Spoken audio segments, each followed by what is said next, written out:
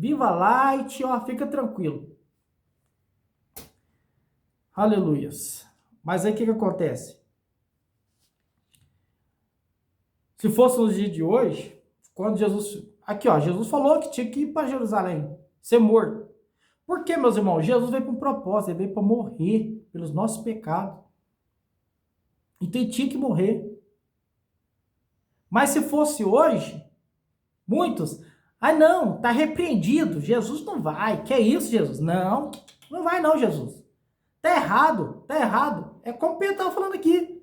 Mas Jesus virou para ele e falou, olha que gracinha. Isso aí não. Jesus falou assim, peraí, eu sei para que eu vim. Eu vim para morrer para você e para a humanidade. Então não venha me dizer o que eu devo fazer, o que não devo. Eu sei o que eu vou fazer. Aí o que acontece? Jesus repreende e fala, parta de mim, Satanás. Aqui, ele fala assim, ó. No versículo 22. Pedro, chamando à parte, começou a repreendê-lo, dizendo, Senhor, tem compaixão de ti. De modo nenhum isso te acontecerá. No versículo 23. Porém, Jesus disse, voltando-se a Pedro, para trás de mim, Satanás, que me serve de escândalo, porque não compreendes as coisas que são de Deus, mas só as que são dos homens. Meus irmãos, quando você fala, não me julgue meu pecado, todo mundo é pecador, que não tem regra hoje, que o pecado está escancarado e ninguém pode falar nada, que você vive na prática do pecado, ou se eu viver na prática do pecado, eu não tenho que abandoná-lo, que Deus vai me aceitar do mesmo jeito, é mentira de Satanás. Ele está te usando uma falsa bondade para quê? Para te prender nisso, porque ele conhece mais a palavra do que você, do que eu, meu irmão. E outra coisa, Satanás, ele vem com uma voz mansa, uma voz suave, uma voz que vai mexer com o teu ego, vai mexer com as suas vontades ali, ó. Ah, não, eu tenho vontade de pecar, então vai, ninguém pode falar nada. Ó, viva a si mesmo, Jesus não tem nada a ver com isso não. Ó, quem é esse para te julgar? Ninguém pode julgar. Aí você ainda vira e fala, mas só Jesus para me julgar. Mas, meu irmão, Jesus vai te julgar. E vai te jogar condenado.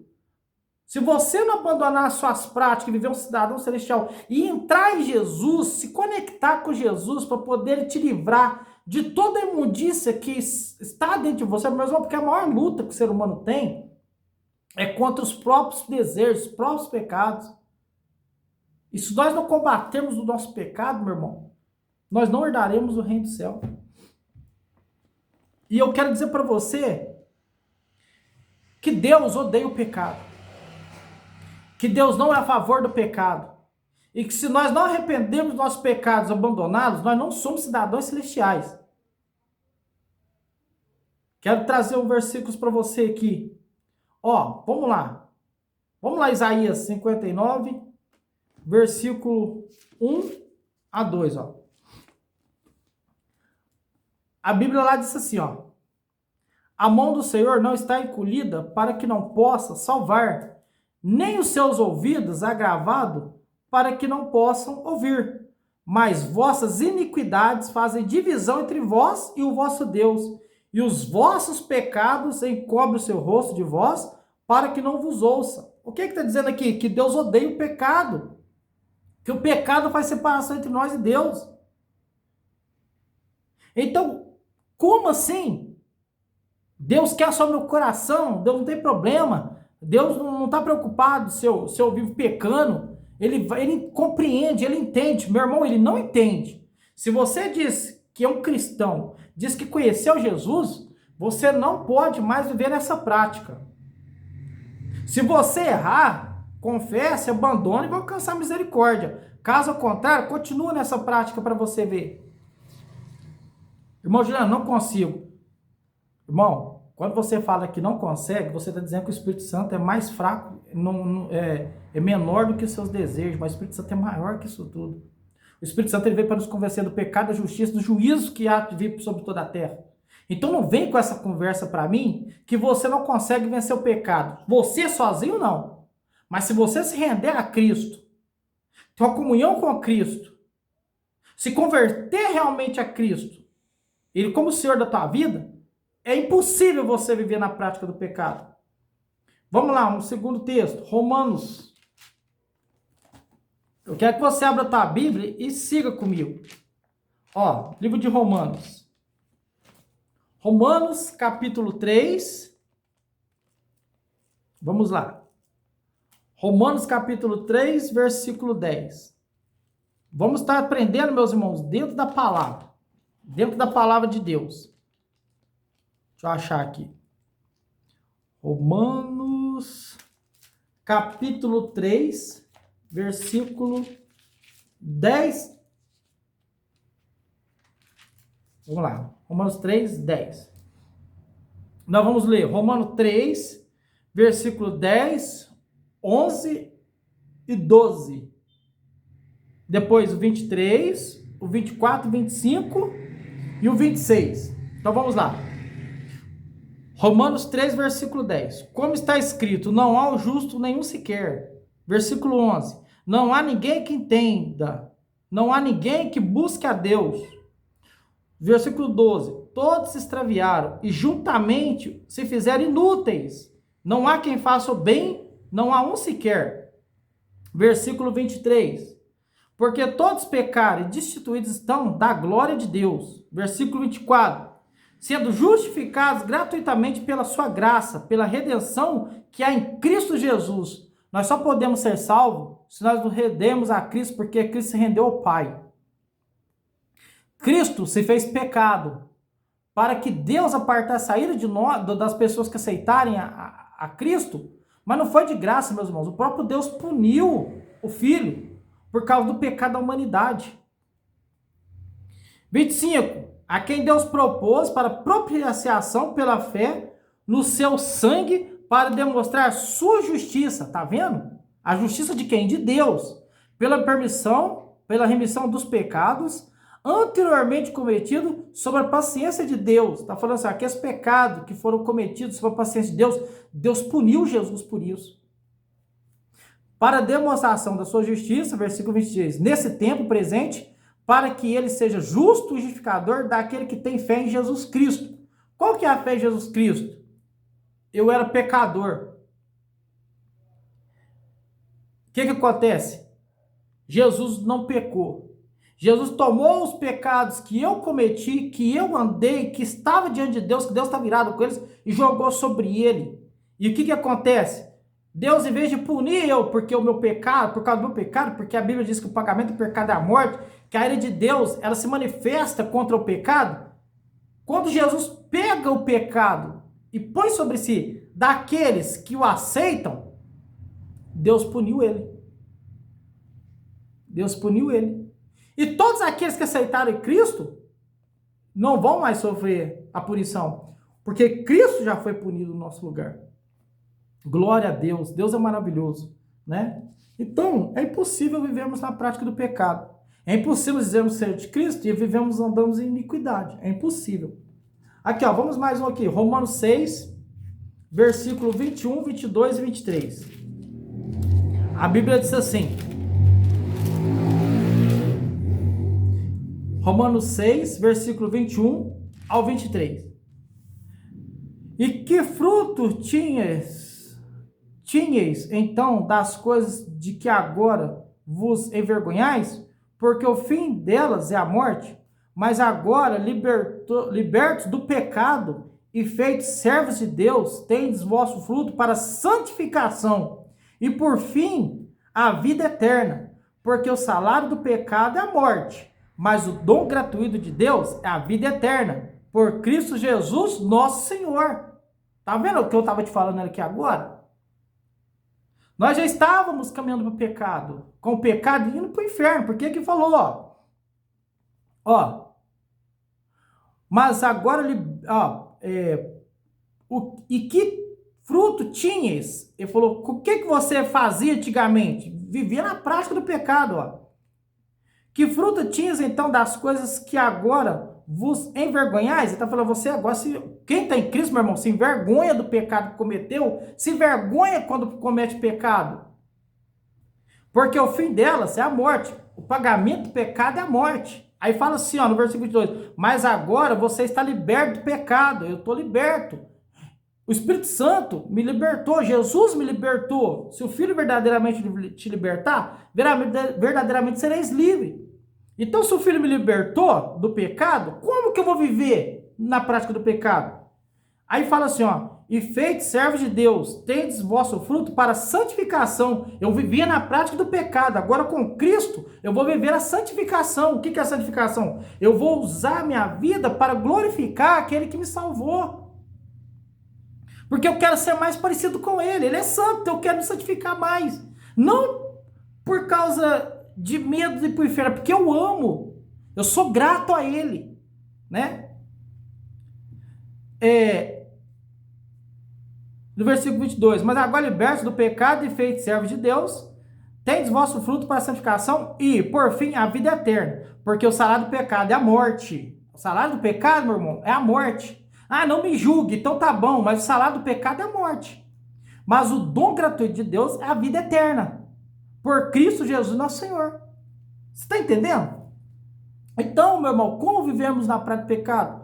Como não me julgue? Como, você não tem que falar nada. Eu vi meus irmãos, a Bíblia fala, exortar uns aos outros. Como que você vai entender que você está errado diante de Deus? Que às vezes você está cego e você está... E eu vou falar, a pessoa que fala que é cristã e está do teu lado e não tem coragem de falar para você a verdade bíblica, ele não te ama. Porque Jesus foi o que mais confrontou os erros das pessoas. Por quê? Porque ele ama. Ele falava, olha aqui, vocês têm que se arrepender, porque vou ter um inferno aí, e ele é real, porque Jesus foi o que mais falou do inferno, Jesus foi o que mais falou do céu. Então, se Jesus falou que há um inferno, e ele falou que tem um reino que não é do inferno, é do céu, e que para entrar nesse reino temos que sujeitar a Jesus, aceitar Jesus, nos converter dos nossos maus caminhos, andar com ele, estarmos fundidos em Jesus, não para podridão, para imundícia, mas para santificação, que está aqui em Gálatas 3, que é o nosso, em Gálatas 12, diz assim que o nosso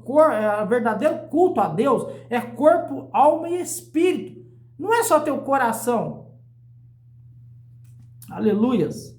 Mas aqui, vamos aqui mais, ó. Gênesis 22. Fala também, né? Em Gênesis 22. Gênesis 22. Vamos ver o que fala aqui em Gênesis 22.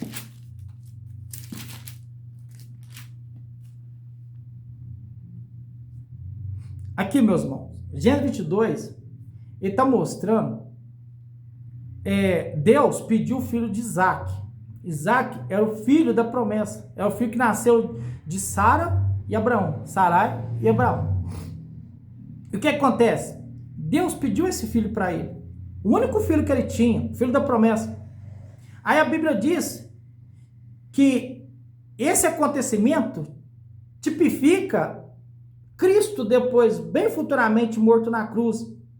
Porque quando Deus pede a Abraão, filho dele, né? Quando ele fala assim, ó, Abraão, me dá o seu filho, Isaac, traz ele aqui e sacrifica ele para mim. A Bíblia diz que Abraão levou o filho dele até o monte e sacrificaram ele, no Monte Moriá. Mas o que acontece? Deus proveu o sacrifício, o cordeiro. Quando ele olhou para trás, ele viu um cordeiro amarrado. Deus falou assim, não faça isso com teu filho.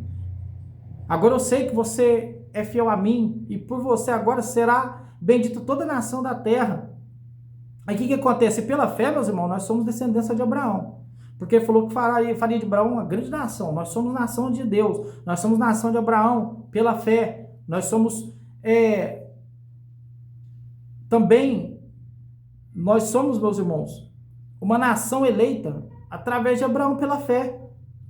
E aí o que acontece? Aqui, Deus poupou o filho de Abraão, Isaac, e mostrou para ele que existia um cordeiro ali para ser sacrificado. E aquele cordeiro tipifica Cristo. Cristo, meu irmão, morreu pelo meu e pelo seu pecado. Então não tem como nós vivemos na prática do pecado.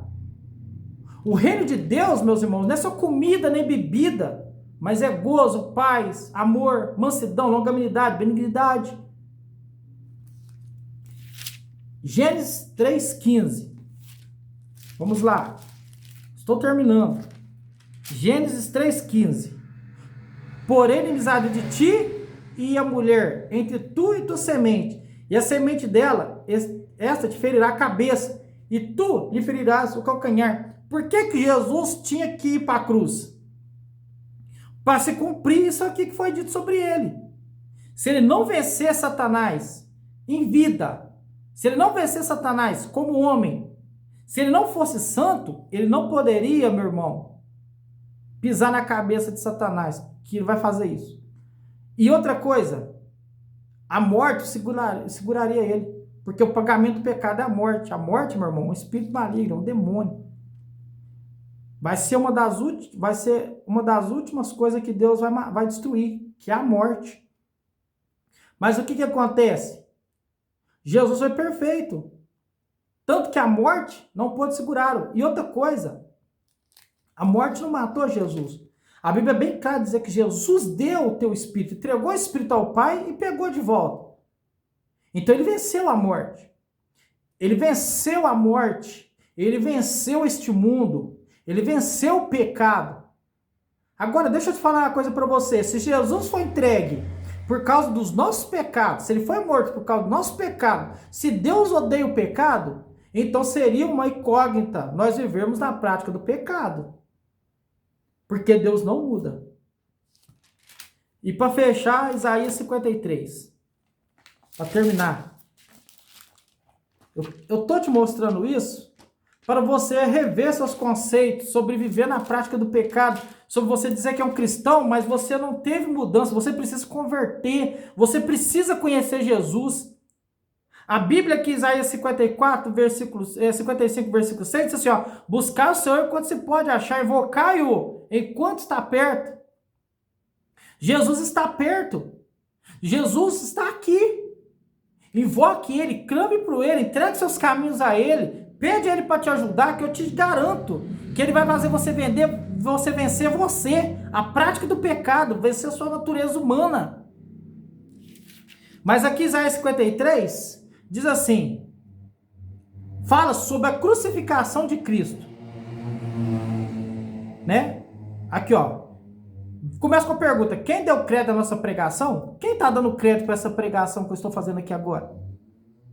E a quem manifestou o braço forte, quem o Senhor está salvando agora, através dessa palavra?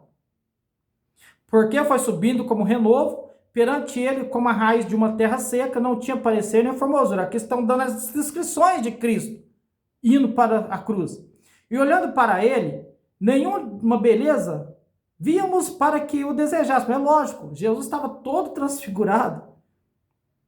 Ele era desprezado, é o mais indigno dos homens, homem de dores, experimentado nos trabalhos, e como de quem os homens escondiam o rosto, era desprezado e não fizeram dele caso algum. Jesus foi desprezado, meu irmão. Jesus foi desprezado. Mas aqui diz, ó, verdadeiramente ele tomou sobre si as nossas enfermidades e levou as nossas dores sobre si, e nós o reputávamos por aflito, ferido de Deus e oprimido. Ele foi ferido por Deus. Ele foi oprimido por Deus. Deus derramou a ira dele sobre Jesus. Mas ele foi ferido pelas nossas transgressões e moído pelas nossas iniquidades. O castigo que hoje nos traz as paz estava sobre ele. Que paz, meus irmãos? A partir do momento que acertamos Cristo, que estamos com Cristo, nós não somos mais inimigos de Deus, mas nós somos amigos dele. Nós somos filhos, então nós vamos ter paz com Deus. E se nós temos paz com Deus, nós temos paz com tudo. Né? Aí fala, e o castigo que nos traz a paz estava sobre ele, e pelos seus pisaduras fomos sarados. Todos nós andávamos desgarrados como ovelhas, cada um se desviava pelo seu caminho. Tá vendo? Você que não quer aceitar Cristo e quer andar desviando para o seu caminho, Deus não está contigo. Ele está te vendo. Só que Jesus já fez aquilo que tinha feito por mim e por você. Ele já fez. Deus não precisa fazer mais nada por nós, meus irmãos. Agora é a nossa vez. Todos nós andávamos desgarrados como ovelhas. Cada um se desviava pelo seu caminho. Mas o Senhor fez cair sobre ele a iniquidade de todos nós, meus irmãos, todos aqueles que aceitaram Cristo, a iniquidade que foi lá na cruz, o castigo que foi lá na cruz sobre o pecado, que Jesus tomou sobre si, todos aqueles que se arrependerem, Jesus já sofreu por ele. Ele está limpo. Ele está justificado diante de Deus. Só que ele é uma nova criatura. Não é salvo uma vez, eu vou ser salvo eternamente. Não é isso. A Bíblia não diz isso. A Bíblia diz que nós podemos descer, cair da graça. Ezequiel 18 fala sobre isso. Mas aí, o versículo 7, ele foi oprimido, mas não abriu a boca. Tá vendo porque Jesus não abriu a boca? Porque aqui estavam falando sobre ele. Isaías falou sobre ele, que não iria abrir a boca. Meus irmãos, enquanto eles estavam castigando Jesus, estavam punindo ele, estavam querendo falar, ó, ei, eu tenho poder nas minhas mãos, né? Eu tenho poder, César falou, eu tenho poder nas minhas mãos para poder te livrar daqui. Jesus abriu a boca e falou para ele, ó, você só tem esse poder porque foi dado ao céu. Mas eu quero te dizer que se o meu reino fosse daqui mesmo, teriam agora uma legião de anjos me defendendo. Então, meus irmãos, ele foi oprimido. Ele cumpriu tudo aquilo que a Bíblia falou sobre ele. Aí você pergunta, mas valeu a pena? Vamos responder aqui na Bíblia? No versículo 11? Isaías 53, versículo 11. Ele verá o trabalho da sua alma e ficará satisfeito com o seu conhecimento. Meu servo, o justo, justificará muitos, porque suas iniquidades levaram sobre si. Olha para ver, ele ficou justo, ele ficou satisfeito das pessoas que foram salvas. Mas disse assim, ó, que ele justificará muitos, não todos, a muitos. Por que ele justificará muitos? Ele justificará só aquele que quer aceitar Jesus, que quer se arrepender e caminhar. Então, se você aí do outro lado ainda não aceitou Cristo, ainda não vive com Cristo, arrependa seus pecados, abandona, que você vai alcançar misericórdia. Essa é a mensagem que eu quero trazer para você no meu canal. E eu trouxe dentro da Bíblia. E eu quero dizer para você que ainda há tempo. Jesus está te chamando. Está falando para você, saia do seu estado de conforto, do seu estado que você está de condenação. Porque eu te dei a salvação. Venha até mim, mora em mim, fique em mim, conheça de mim. Deixa o seu Senhor na tua vida. Deixa eu mudar teu caminho. Deixa eu te fazer um cidadão celestial. Deixa eu te mostrar qual que é o meu reino. Porque o reino de Cristo é diferente do reino da terra. Se o princípio do reino de Satanás é o pecado, o princípio do reino de Deus é a santidade, a santificação. Amém? Que Deus te abençoe. Eu quero te pedir de novo, compartilha se você achar esse vídeo interessante com alguém que você ama, com algum amigo, alguma amiga. Eu quero dizer para você que a maior intenção desse canal é eu trazer uma palavra que edifica a tua vida para a vida eterna. Eu não prego, meus irmãos, bênção nessa terra, porque Jesus disse, buscai primeiro o reino do céu e a sua justiça, que demais coisas você será acrescentada.